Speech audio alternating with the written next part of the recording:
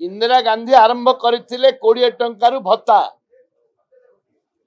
एवं गला 10 वर्ष भितर केंद्र सरकार केंद्र सरकार जो 500 टंका दौतला कांग्रेस सरकार से रहिले।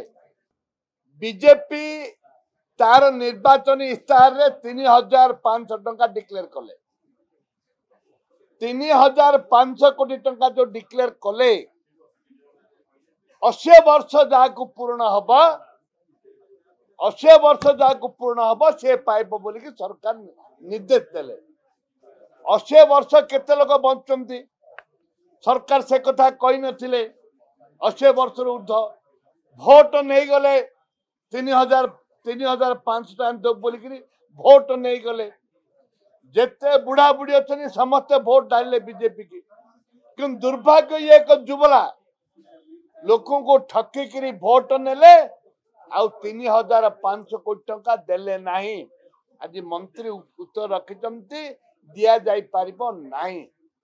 ये सरकार ये भंडामी सरकार लोकों को मिछ कथा कही सरकार को आचंती।